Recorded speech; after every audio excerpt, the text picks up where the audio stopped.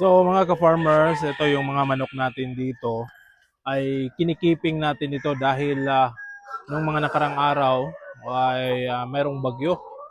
So ang iniwasan natin dito, palagi silang mababasa at saka ano para hindi ano yung kanilang balahibo dahil yung iba naglulugon dito baka mapasukan ng buhangin yung kanilang pakpak o yung balahibo nila.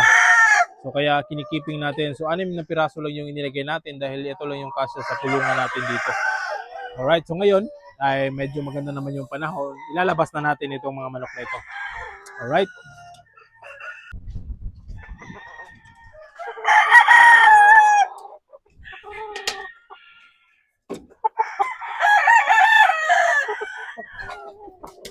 So ayan mga ka-farmers, ito ay isang golden boy nakakross sa bali ito ay 50-50.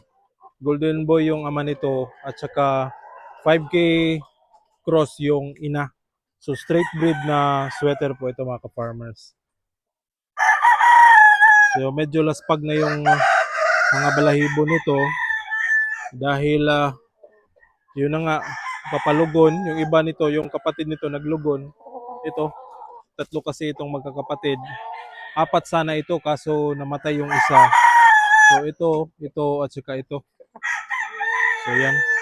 Magaganda yung pangangatawan nila mga ka-farmers. Solid.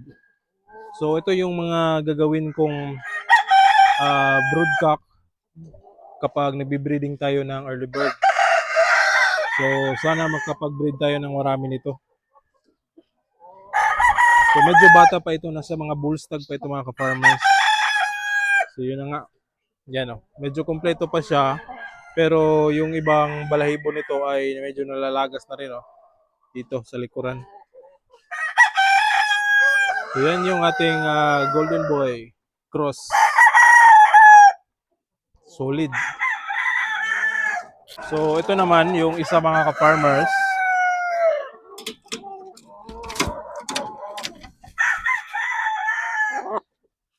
Yan. Straight comb ito, ang kapatid. Ito lang yung straight comb na lumabas mga ka-farmers sa 4 na magkakapatid. Yan. So napakaganda yung kulay nito mga farmers kapag nasisinaga ng araw. Pero ito parang laspag na. Pero para sa akin ito ay maganda. Maganda yung pangangatawan. Yan. Ito ay gagawin din nating ginawa ko na itong broodcock mga ka-farmers.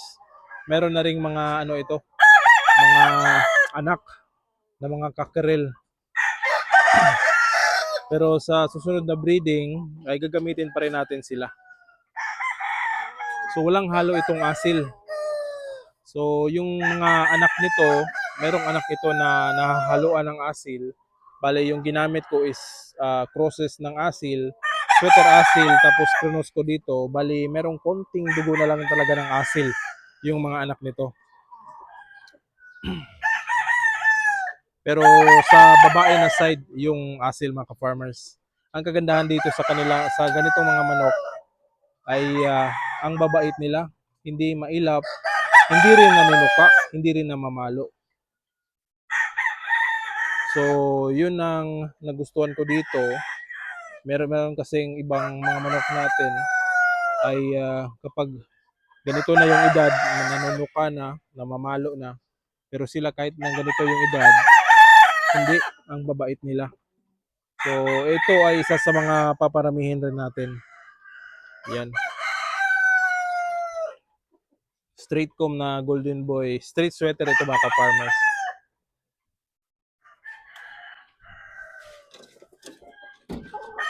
Ito naman yung McLean ko mga ka-farmers na medyo hindi maganda yung sukat niya mga ka-farmers. Medium station lang ito. Pero yung kapatid nito na nabenta natin sa Bohol o nabili sa Bohol, matangkad yun. Ito yung medium station lang yung lumabas. So ito ay McLean, 7-8 na McLean, 1-8 na asil. So meron itong dugong asil mga ka-farmers. yung ginamit nating asil, yung abuhin na asil. So ayan, hindi gaanong kalakihang manok mga ka-farmers. Regular ang yung katawan nito, medium station lang din yung tindig niya. Pero ginagamit ko ito mga ka-farmers, or gagamitin ko pa lang. Hindi pa ako nakapag-produce dahil hindi ko nagamit ito agad dahil late na nag-mature. So ito, ang ama nito ay nanalo na rin. Yung 3/4 na McLean ko, nakakross sa 1/4 asil. Kaya nung nakapag-produce ako mga ka-farmers nito, ang lumabas lang is dalawang ganito, tapos isang babae. So yung kapatid nito, merong nagkakursunada doon sa Bohol, tapos nakuha. Yung kapatid na babae nandito lang sa akin. So kung may bibili nito mga ka-farmers, hindi ko na ibebenta rin ito dahil gagamitin ko ito pang broodcock ko na rin. So kahit ganito lang ito, ay meron akong nakita nito na maganda yung kaniyang laruan.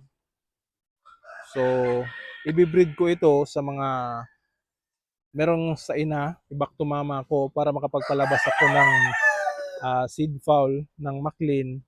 Tapos ibibreed ko doon sa kanyang kapatid para na rin matry kung malalak genes ba natin ito mga ka-farmers.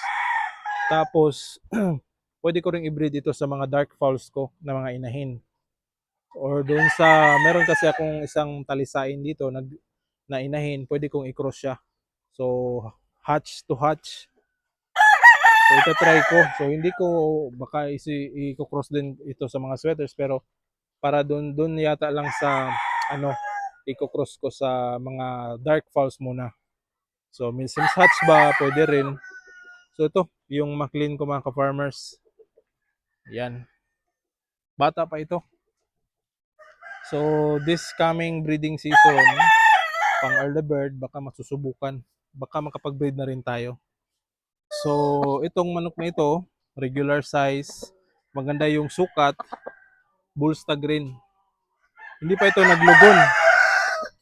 So, ginamit ko ito nung nakaraan. Konti lang yung na-produce ko nito mga ka-farmers. So, ito, ang lumabas niya, ganito yung kulay. Kasi yung ina nito is yung seed fowl na roundhead natin. Tapos, krinos ko sa golden boy. Yung ama lang nito is namatay, kaya hindi na natin mapaparami yung golden boy natin. So, ito, maganda yung laruan nito mga ka-farmers. Isang beses ko pa lang itong sayaw. Pero maganda yaman yung naging resulta niya. So hindi kasi masyado akong nagpapasayaw dito kasi ako lang minsan nag-isa. So minsan lang silang makakasayaw mga ka-farmers. So ito isang beses lang nakasayaw nung stag pa lang siya. So hindi ko pa ito ngayon nasa bull stag na rin. Hindi ko pa ito napasayaw ulit. So siguro kapag na-condition ito ay pasasayawin ko ulit. Hindi ito kagaya nitong mga golden boy sweater natin mga ka-farmers na mababait. Ito paminsan-minsan nanunuka dahil siguro sa round head.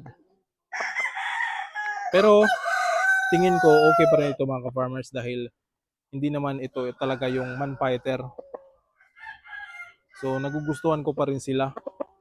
Yun kasing mga man fighter, wala na. Wala na yung silbi mga ka-farmers. Meron ako mga man fighter dito. Hindi ko yun mga binibenta. Ginagamit ko lang yun pang catch cock. Tapos kapag nasobra na talaga, kinakatay ko. So nung una, kapag meron akong mga manok na ganun, man fighter, pinagtsatsagaan ko pa lang yun. Pero ngayon, hindi ko na pinagtsatsagaan. Kasi madidisgrasya lang tayo. So ito yung ating golden boy na kakross sa round head. Gagamitin din natin itong pang broodcock. Alright. sweater asil. Ito na lang yung natira na sweater asil ko na 3/4, 1/4.